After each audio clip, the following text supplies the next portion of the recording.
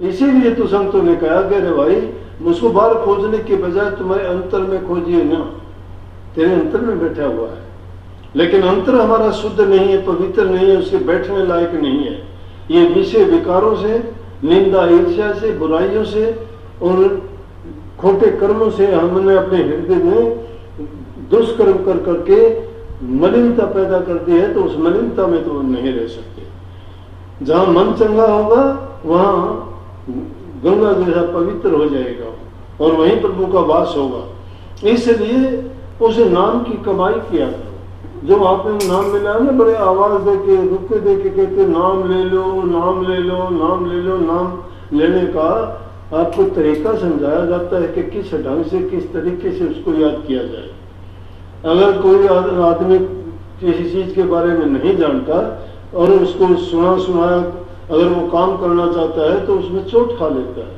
लेकिन सतगुरु से नाम को जपने का, उसकी कमाई करने का तरीका बताता है कि किस प्रकार से हमें उस नाम का सिमरण करना चाहिए, किस प्रकार चिंतन करना चाहिए, जिससे हमारे खोटे कर्म और पाप कर्म तो दूर हो और नेक कर्म और हमारा हृदय शुद्ध और पवित्र हो। ये नेकी के काम है। इसलिए उनको करने के लिए सबसे पहली जरूरत है इंसान का चरित्र ऊंचा होना चाहिए। हमारा चरित्र कुछ नहीं है। इसीलिए तो रोजाना देखते हो कोई क्रोध के बस आत्महत्या कर लेता है, किसी दूसरे को मार लेता है। कोई लोभ और लालच के बस घर परिवार भाई का गला काट देता है, उसके जमीन के लिए, उसके घर के लिए, थोड़े से काम के लिए, थोड़े से स्वार्थ के लिए, कुछ लेन देन के लिए। रोजाना का काम है। इन चीजों में नुकसान क्यों होता है? इसीलिए उन 5 चीजों से बचने के लिए तो कह दिया कि भाई काम से, क्रोध से, लोभ से, लालच से बचो। कैसे बचोगे? कह तो दिया बचो, लेकिन उनको बचने का तरीका यह है कि इंसान का चरित्र का निर्माण घर में होता है। जो इंसान अच्छाइयों को जानना चाहता है, बुराइयों को त्यागना चाहता है, विषय विकारों से जो बच जाता है, खोटे मंदे कर्मों को त्याग देता है, ईर्ष्या द्वेष को जो अपने पास पटकने नहीं देता, वो सर्वजन हिताय और सर्वजन सुखाय के लिए सोचता है, वो इंसान चरित्रवान है। और जो ऐसा इंसान होगा वही उन चीजों को जानता है, तोलता है और उनको माप तोल के ही उनका प्रयोग करता है। नहीं तो ना समझी के कारण ये सारी की सारी चीजें आज इंसान को बर्बाद करती हैं।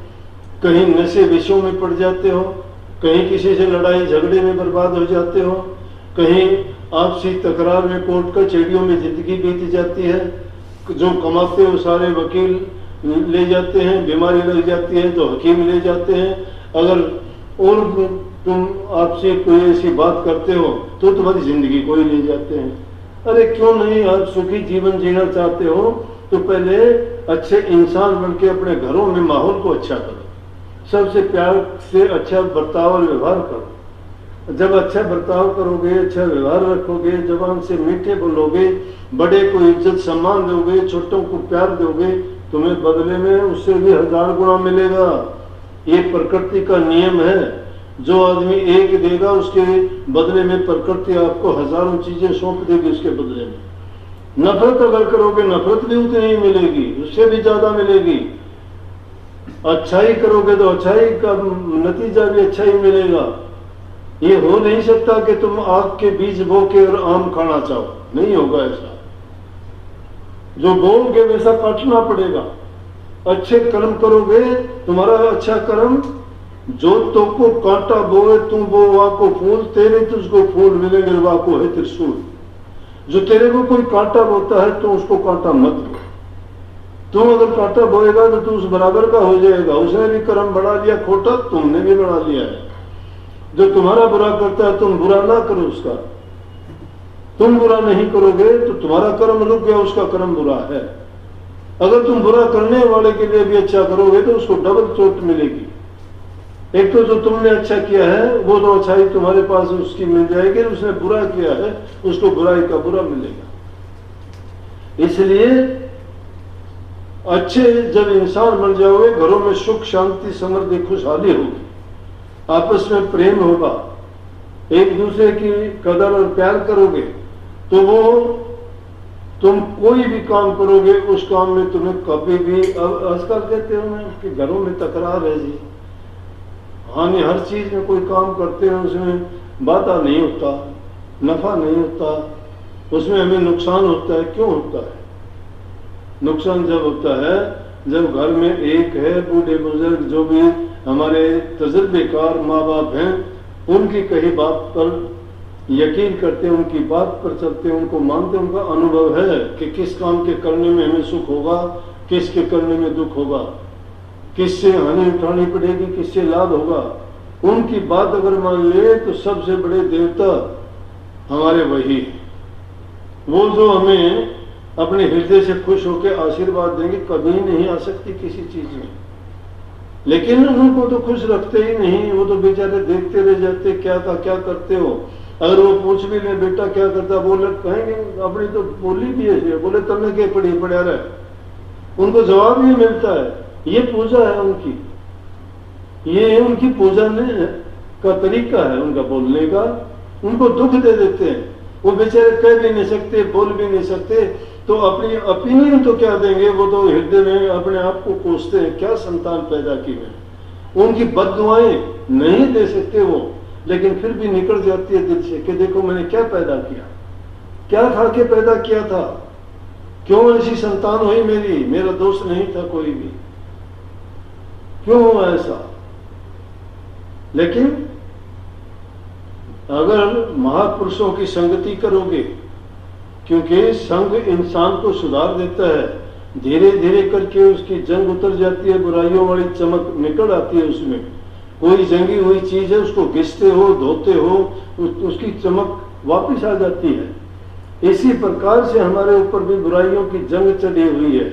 मल वक्षेप और आवरण के पर्दे पड़ गए हैं। मल वक्षेप और आवरण के पर्दों को उतारने के लिए संतों की संगति, उनको उपदेश को मानना और उनके कहे हुए नाम भक्ति का सुमन करना, कमाई करना ही हमारे जीवन को सुधार सकता है, बना सकता है। कोई ये नहीं सोचना कि अब मुझे क्या करना है, मेरा क्या हुआ, नहीं। ये तो नादानी की बात है, मूर्खता की बात है, दुर्बल विचारों वाले इंसानों की बात है। अपने आप को इतना ऐसा है, इतना निर्बल मत बनाओ। इंसान में वो ताकत है जो किसी जीव में नहीं है, 84 लाख योनि में। जो इंसान करना चाहता है सब कुछ कर सकता है। जो किसी इंसान ने कर दिया वो हम भी कर सकते हैं, लेकिन हम क्यों नहीं कर पाते कि हम अपनी शक्ति को ही नहीं जानते, हम अपनी ताकत को नहीं जानते। हमें क्या ताकत है? हनुमान जी भी अपनी ताकत को कब जानते थे? जब सेतु बनने लगा, तो उस सेतु बनने से पहले माता सीता की खोज के लिए जब सब इकट्ठे हुए कहने लगे कि माता सीता की खोज कौन करके लाएगा, कि लंका तो बहुत दूर है, 400 योजन का समुद्र कौन लागेगा। सभी ने इनकार कर दिया। दूसरों ने कहा हनुमान जी आप ऐसा कर सकते हो। बोले मैं भी ऐसा नहीं कर सकता।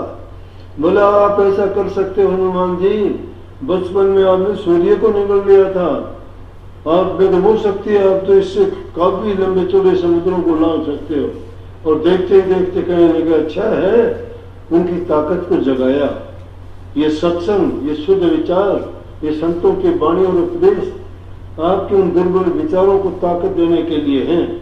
तो उन्हीं हनुमान जी ने उनकी बात को सुन के 400 योजन के समुद्र को लांघ के लंका में पहुंच गए।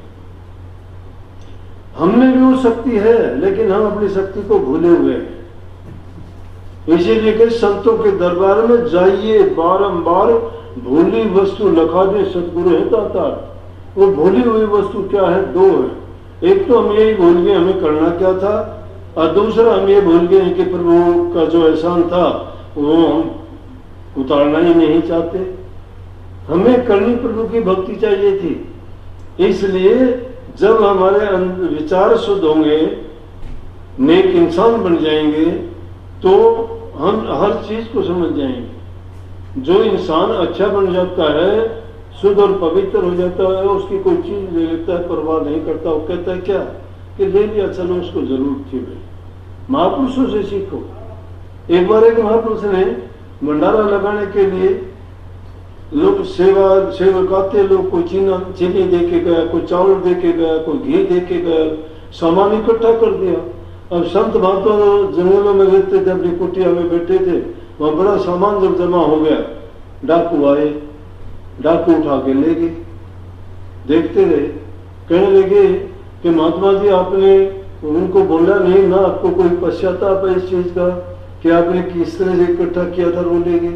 बोला कि भाई मैं क्यों करूं, मैंने तो यही करता, भंडारा बना के लोगों को जिमाता, वो लेंगे वो भी जिम लेंगे और किसी को भी जिमा देंगे। ऐसी भावनाएं इंसान की बदल जाती हैं। बात वैसे की वैसी थी, कोई फर्क नहीं था। अगर वो हाय तौबा करता तो क्या मिल जाता, वो तो गया था। लेकिन क्योंकि उनमें वो भावना में आ गई कि उनको ये परवाह नहीं है कि कौन क्या ले जाता है, कौन ले जाता है, क्यों कर्म करता है, कोई करता है वो अपना आप करेगा भरेगा, तो उसके ऊपर बात छोड़ दी। इसलिए हमारे अंदर भी ये भावना हो जानी चाहिए। एक संतोषी आदमी कहता है ना, संतोषी आदमी पास में बैठा है और उन दोनों को, दो आदमी है, दो दो रोटी मिली है, तो संतोषी आदमी तो कहेगा, लालची आदमी कहेगा दो तो कम है, संतोषी कहेगा एक और ले ले मेरे से। वो एक में गुजारा कर लेना चाहेगा, लेकिन उसको अपनी भी देख के उसको शांति देना चाहेगा। संतोष गोधन, गज धन, बाजी धन और रतन धन खान, जब आवे संतोष धन सब धन धूल समान। जब इंसान के दिल में संतोष आ जाता है, सब्र आ जाता है, सब्र और संतोष जब आ जाता है तो शील स्वभाव हो जाता है। वो सारा देख के भी खुश होता है कि मैंने आज किसी का हित कर दिया, मैंने प्राण बचा दिए। तो उसी तरह से उस हाजी ने उस कुत्ते की सेवा की, और कुत्ते की इतनी सेवा की कि जब तक वो आए 1-1.5 महीने में कुत्ते को बिल्कुल बढ़िया बना दिया। जब उसको उन्हें आके देखा तो कुत्ते के साथ वहीं उस पेड़ के नीचे मिला।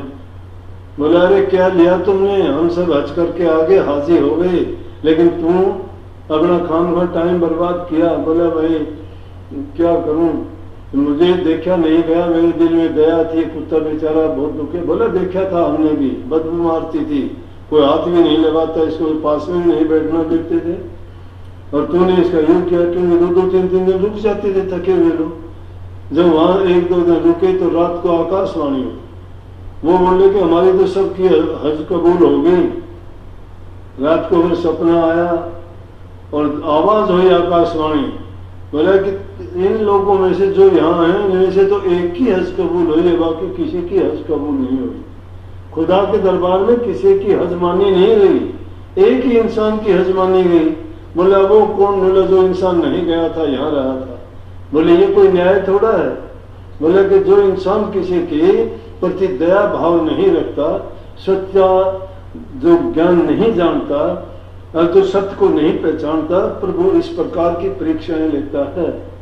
तुम्हारा हज झूठा था, ढकोसला था, तुम उसको मान बढ़ाई के लिए करते थे, लेकिन ये सच्चे हृदय से करना चाहता था। और उसने वहां हज पे जाके धक्के खाने की बजाय यहाँ एक जीव की सेवा की, उसको सुख पहुंचाया, वो भी प्रभु का बनाया हुआ है। इसलिए सिर्फ जो हज कबूल हुई वो इसकी सच्ची हज है, तुम्हारी किसी की भी नहीं हुई। सत्य जहां होती है और सत्य की जीत होती है, सत्य की पूजा करनी चाहिए, वो घर में बैठ के कर सकते हो। जरूरी नहीं कि तुम मेरे पास आओ या किसी और के पास आओ या मंदिर मस्जिद गुरुद्वारा में जल चढ़ाओ या वहां जाके प्रसाद चढ़ाओ, दीप जलाओ या लत्ते कपड़े चढ़ाओ, मुकुट पहनाओ, अच्छी बात है। मैं ये नहीं कहता ना करो, मैं कहता हूँ श्रद्धा है सब कुछ करो, तुम्हारे दिल में आता है, तुम्हें जो चीज शांति देती है करो। लेकिन अगर ये चाहते हो कि वो चीजें तुम्हें वो चीज नहीं दे पाएंगी जो नाम देगा, नाम तुम्हें मुक्ति देगा, इस संसार के दुखों से छुटा देगा, इस आवागमन के चक्कर से बचा देगा। ये बार बार जो इसे काल की जेल में आके हम यहाँ तरह तरह के खोटे मंदे कर्म करते हैं, उन कर्मों से छुटा देगा। उन कर्मों से बचाने के लिए तो नाम भक्ति है, और नाम भक्ति तो गुरु भक्ति से प्राप्त होगी। अब गुरु भक्ति क्या है? गुरु की आज्ञा का पालन करना, उसके लिए गुरुमुख बनना पड़ेगा। गुरुमुख सुखिया, मनमुख दुखिया। गुरुमुख जो है वो सुखी है, क्योंकि उसको शांति है हर चीज में। संतोष है उसको, हर चीज में सब्र है उसको, वो लालची नहीं, स्वार्थी नहीं, क्रोधी नहीं, अहंकारी नहीं है।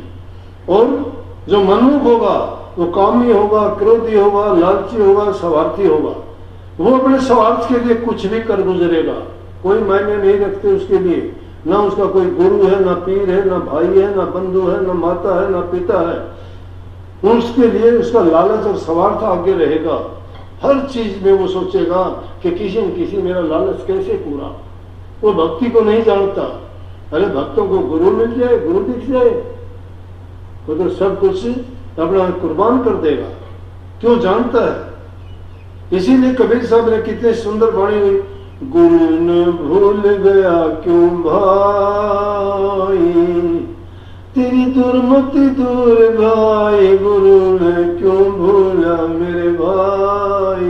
गुरु को भूल जाते हैं। गुरु नाम ज्ञान का है। गुरु तो वो चीज है जो इंसान को कौवे से हंस बना देता है, उसके खोटे कर्मों को काट के उसको उज्जवल पवित्र बना देता है, उसके खोटे कर्मों खुद अपने आप ऊपर उड़ लेता है। कितने जीवों के उनके लिए गुरु झूठा भी हो जाता है। उनका पाप उड़ने के लिए, उनको पाप से बचाने के लिए, उनको बसाने के लिए, उनके जीवन को रखने के लिए। ये मैं और नहीं, अपनी बीती भी निकल जाती है, बताना नहीं चाहता। कितने के मैंने पाप उड़े होंगे, लेकिन वो पाप मुझे शांति देते हैं। किसी इंसान की अगर जान बचती है कोई झूठ बोलने से या किसी का पाप लेने से, उसमें मुझे कोई दोष नहीं है, खुशी है। इसीलिए दूसरे के परहित के लिए मर जाऊं मांगू नहीं, अपने तन के काज परमार्थ के कारण आवे मोहे लालच। मांगन मरण समान है, मत को मांगो भीख मांगने से मरना भला। ये सतगुरु की सीख कि भीख मांगने की जरूरत नहीं है, मरने के समान है। परमात्मा ने तुम्हें दिया है, किस लिए भीख मांगते हो।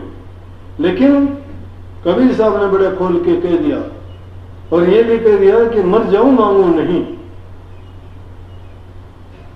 मर जाऊंगा लेकिन मांगूंगा नहीं, क्यों मांगूंगी तो मरना है।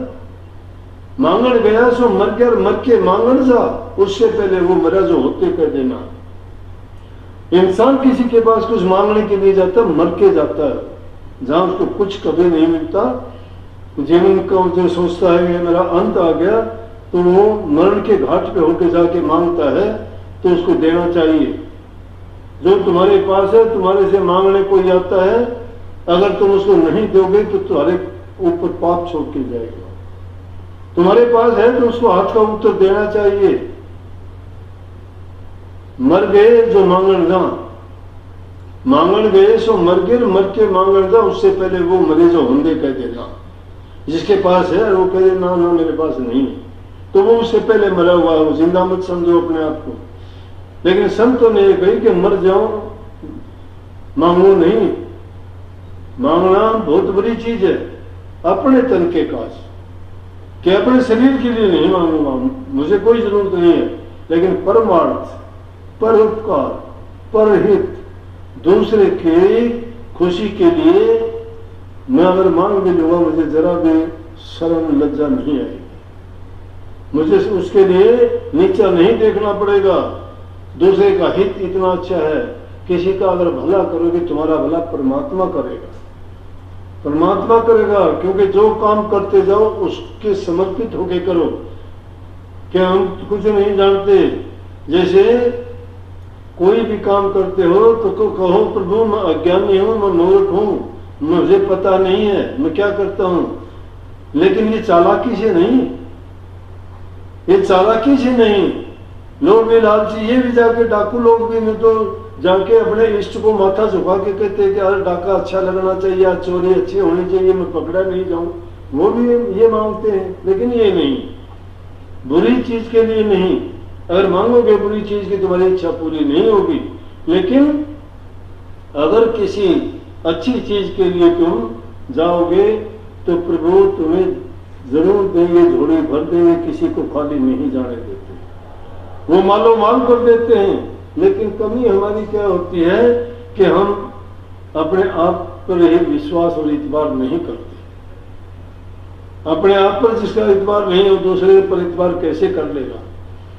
तो आज जमाना इसीलिए गिरता जा रहा है। भाई भाई का प्रेम नहीं रहा, बहन भाई का नहीं है, माँ बाप का नहीं है, बेटे बाप का नहीं है। अरे क्या हो गया, क्या हो गया? एक खून से पैदा, एक पेट से पैदा, एक घर में पड़े, एक जैसा भोजन तुम्हें मिला, एक जैसे संस्कार सुनने खाने पीने को बराबर रहे, और फिर तुम्हारे विचार भिन्न क्यों हो गए? भिन्न भिन्न विचार क्यों हो गए? कारण क्या? उस तय तक कोई पहुंचना नहीं चाहता है। लेकिन कैसा भी हो, बुराइयां आ भी जाती हैं, बुराइयां निकाली जाती हैं, वो निकल जाएंगी। और उनको निकालने के लिए नाम रसायन है। प्रभु के नाम का रसायन कहते हैं जो उस पर धार दे दे। कोई भी चीज जब अपनी चमक खो देती है तो उसको बार बार घिस के उसमें वही चमक ले आते हैं। इसी प्रकार से हम हमारे बुद्धि पर, हमारे जीवन पर जो इन बुराइयों का जो पर्दा पड़ गया, उस पर्दे को हटाने के लिए नाम का चिंतन करना, सुमन करना, उसका भजन करना, उसको याद करना, वो लगातार करने से धीरे धीरे करके एक दिन शुद्ध और पवित्र हो जाएगा। दुनिया के वो कोई चीज काम नहीं आएंगी। करे साध संगत भज केवल नाम, जो हमारे काम आएंगे या तो साधुओं का, संतों का, महापुरुषों का संग कर। उनका संग करने से चाहे अगर आप नाम भी नहीं जप पाते हो तो धीरे धीरे करके कभी न कभी संग का रंग चढ़ जाता है। या एकांत में रहते हो तो अपने बैठ के तो नाम का सिमरण किया करो, वो हमारे काम आएगा। वो तुम्हारे सारे बिगड़े हुए काम संभाल देगा। वो जिसके बिगड़ी हुई है उनकी बना देगा। तो महापुरुषों ने यही बात बात में सबके लिए फरमाया है कि ऐ दुनिया के लोगों, अगर तुम शांति चाहते हो, जीवन को अच्छा बनाना चाहते हो, तो आज समाज में जो फैली कुरीतियां हैं, शराब कबाब की है, कितने घर बर्बाद हो रहे हैं, कितनी लड़कियां बेचारी तकलीफ उठाती हैं, उनके घर वाले शराब पी के घर से निकाल देते हैं।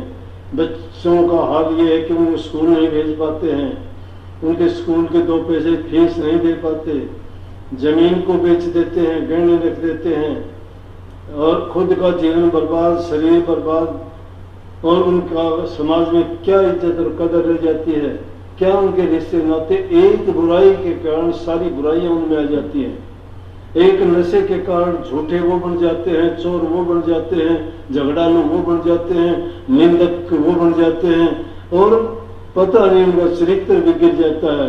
जगह जगह ठोकरें खाते हैं, उनकी कोई इज्जत कदर नहीं होती, और फिर भी उसी गंध में, उस नरक में पड़ना चाहते हैं।